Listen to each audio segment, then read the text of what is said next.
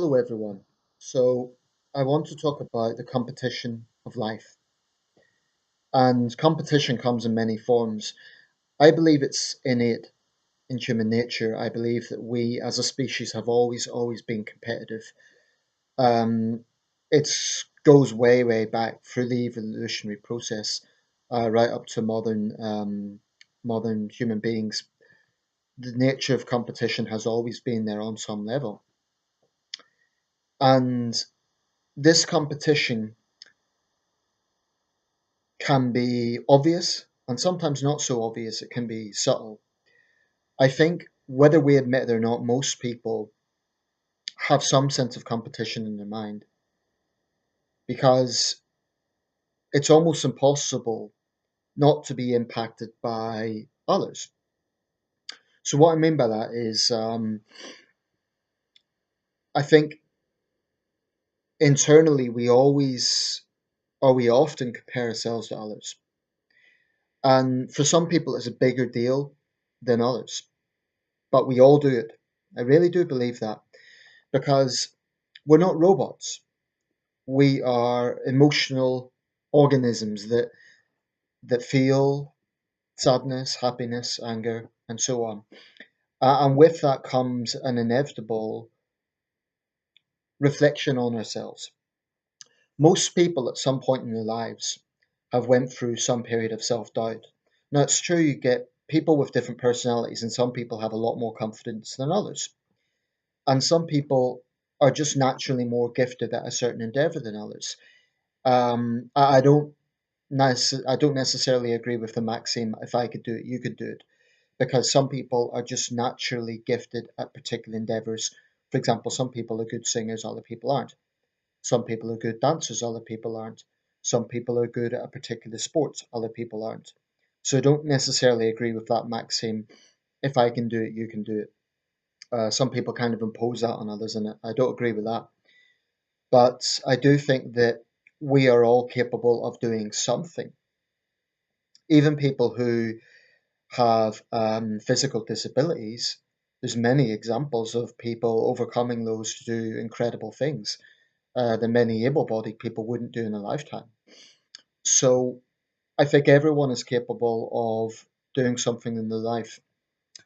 Um, Obviously, there may be barriers. People may have severe learning difficulties and so on. That there will be things that inevitably will be a barrier.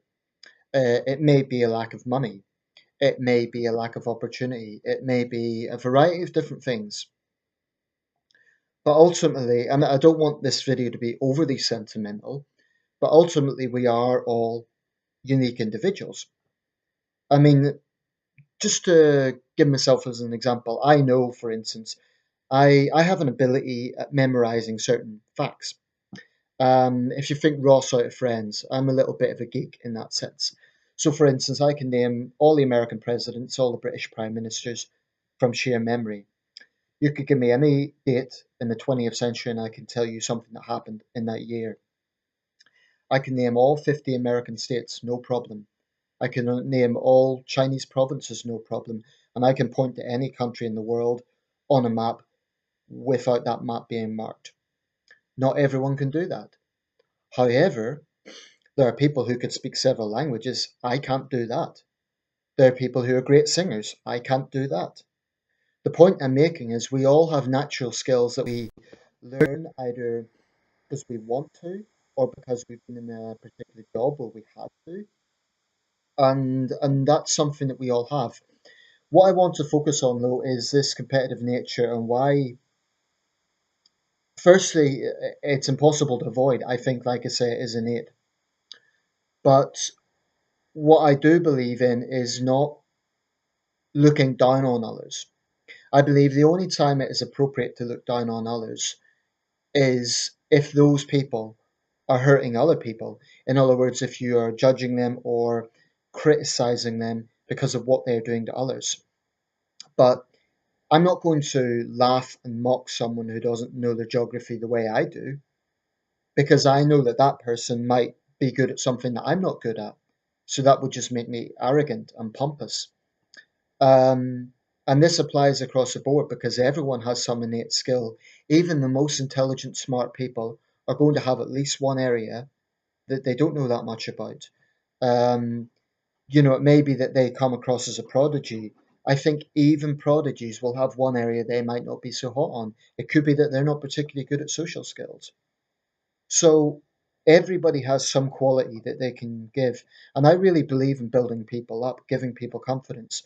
Um, Perhaps it comes from being from a teaching background, but it's not a case of lying to people. It's not a case of telling people that it's not a case of not giving constructive criticism.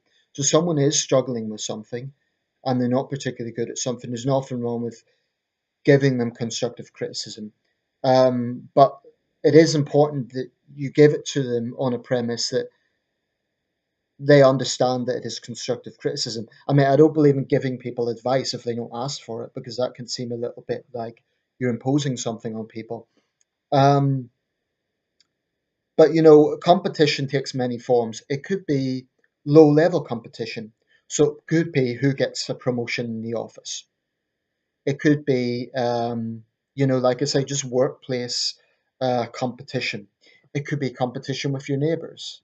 The neighbor has a bigger car than you or whatever. And then it's higher level competition and what I would call competition in the public domain. So that is professions, endeavors that are more high profile, more public. So, for example, actors, entertainers, sports people, and politicians. Those four endeavors come to mind. For a politician, it's whether or not they win elections and what their political legacy is, whether they're doing well in the polls. For a business person, it will be if their business is doing well, if they're getting a good profit margin, etc. For a sports person, it could be if their team is doing well. It could be on an individual level. Let's say we're talking about a fighter. It could be what his or her record is, how good they are in taking on opponents. It could be for a singer, how many records do they sell? Um, for an actor, do they get awards? Do they get a BAFTA? Do they get an Oscar? So all of this comes down to competition because when people are recognized for an achievement, inevitably that is marked over defeating somebody else or being compared to somebody else. So for the boxer, they win a fight. In that particular fight, they are deemed to be better than their opponent. For a politician, they win an election, they are deemed to be more trusted by the public than their opponents. For a business person, their business is doing better because more people visit their coffee shop or buy their product. For a singer, people like their particular songs. You get the idea. For an actor, more people watch their films. Critics find something they like about them. Um, but in my opinion, it shouldn't be a case that we just give credit to the best of the best. People should be recognized for achievement. They should be recognized for standing out. I do believe that. But I also believe that people should be recognized for effort. And I get that, particularly in the world of sports, people say, oh, no one cares about second place. But in my opinion, effort does count for something. Let's say, for example, I mean, you get certain Olympians who are just very, very good. And for them, winning another medal is not that big a deal. But you get some Olympians who, even taking part in the Olympics, even if they don't win any medals, is a big deal. So, very often it's about personal achievement, personal goals. And okay, the public might look at it in a certain way, but I think where confidence comes from is being happy with your own goals. And if you're a public figure, okay, there's going to be that public domain, there's going to be public judgment coming into that. But this applies to any endeavor. I mean, for a politician, it may be okay, they didn't win an election, but at least they've got their message out. At least they've got their name known in the public domain. Um, for a business person, they learn from mistakes. Same for politicians. For a sports person, Okay, they lost a fight, but maybe people will credit them for their courage in the ring. So success isn't always about winning. It's sometimes about simply showing that you have tried. And I know that sounds like a cliche, but I think there is definitely truth in it. And sometimes I get a little bit annoyed when that is overlooked. I think sometimes, I mean, we have a system in the UK, the honours system, which is basically every year the Queen bestows honours on people who have deemed to have done well in their industry. There's some criticism of this that too much of it is given to people who are already celebrities, singers, actors, and so on. And I agree with that criticism because I feel those people are already recognised within their industry. There should be more honours given to regular people who do extraordinary things. So it could be someone showing a profound act of courage, and they're not famous, but they deserve some sort of recognition for that. Um, it's not always about being famous. I just think that it's very, very important that we recognize that people are can be both fragile and strong. And the truth is, nobody is superhuman, and every human being has the capacity to be their best self. And it is true that some people mess it up. They make stupid life choices, they're selfish, etc. And I'm not saying we should feel sorry for those people, but that innate, natural um, human state of being is there, that everyone has potential. Um, and I just don't like the idea that sometimes people are ridiculed for trying. This is why I've never got into shows like The X Factor, because sometimes I watch clips of that and I would see, for example, someone on stage and they're singing, and then the audience starts booing, and the judges really lay into them. And I'm thinking, well, okay, they're not very good, but why kick someone when they're down? So for me, there was an unpleasant side to that, a mean spirited side to that. And that to me wasn't something that's it was almost like turning ridicule into some sort of entertainment, and I just did not like that. People can say I'm too sensitive, but that's how I viewed it. For me, I prefer programs where people are lifted up. I prefer, for example, not that I'm a big fan of it, but my mother used to watch it. Strictly Come Dancing. The reason I like that is because the audience, I think they were much more generous than the X Factor audience. I mean, the X Factor audience were like a Roman gladiatorium, you know, thumbs down, feed that person to the lions. With Strictly Come Dancing, the audience would always give the person a clap, whether they done well or not. And I like that because for me, it was about motivating people. Now, as a teacher, if I has had a student who was struggling, I wouldn't yell at them. I wouldn't say you're an idiot. I would try and encourage them. I wouldn't lie to them. I wouldn't say, oh, you're very good. But the point is, I would try and encourage them. And one of the most important things, actually, for being a teacher is patience. If you are someone who has a very short fuse and tells a student that they're an idiot, as far as I'm concerned, you shouldn't be in teaching. Um, it does take patience, but and I don't want to make this a teaching tutorial video, but for me, I guess I get this philosophy partly because of my teaching experience. I really do believe in building people up, not tearing people down. The only time I think it's okay to criticize people in that way is if they are hurting others. But if someone's struggling with something, don't laugh at them, help them out. Don't tell them they're an idiot because it may be okay, they're not good at that thing, they're not knowledgeable about that thing, and that might be strange to you, but there might well be something that they know a lot about that you don't know anything about. So I think that's very, very important to take on board. Everybody has particular interests or knowledge about a particular field that other people wouldn't necessarily know about. Um, as human beings, we need to help each other out. We need to build people up, not tear people down. And don't get me wrong, I'm not saying never criticize people. So if someone's being unpleasant, if someone is being obnoxious, yeah. I mean, I'd be a hypocrite if I said don't criticize people. There's a lot of my videos I do precisely that.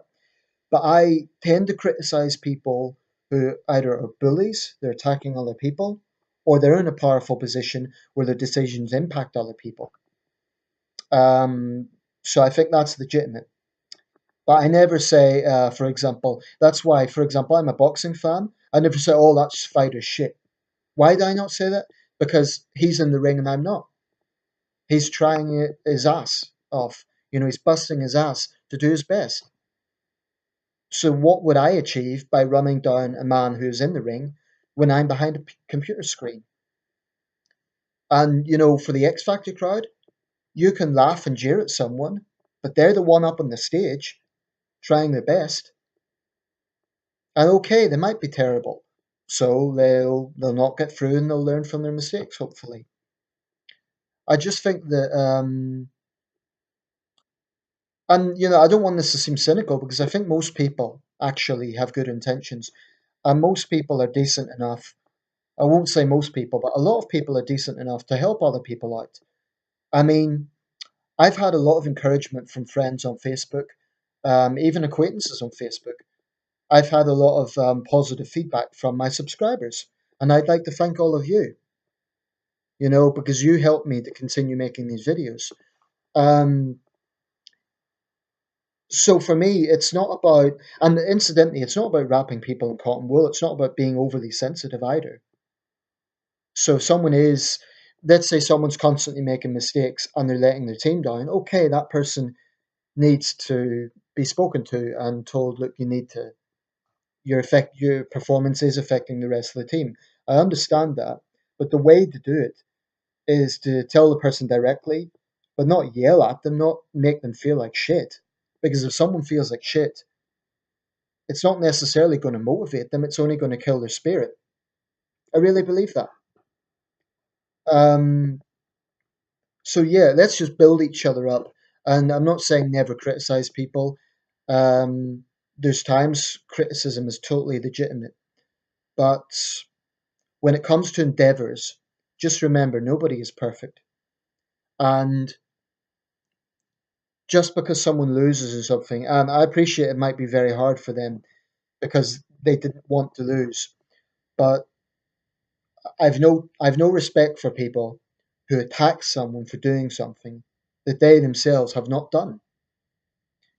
I really, really think it is easy to throw stones when you haven't done something yourself. So that is why I am very reluctant to make sweeping statements about any profession or sweeping statements about any sort of endeavor. That's why I never say, oh, all politicians are this, all business people are that, this fighter's shit, that singer's terrible.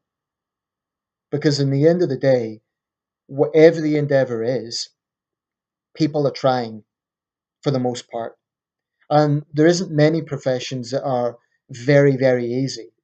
Most professions have some sort of challenge. And yes, it varies. But everything I've named certainly has challenges. And the challenges aren't necessarily the same, but certainly politics, boxing, um, and yeah, to a certain extent, entertainment industries take tough skin because in all three you get immense criticism.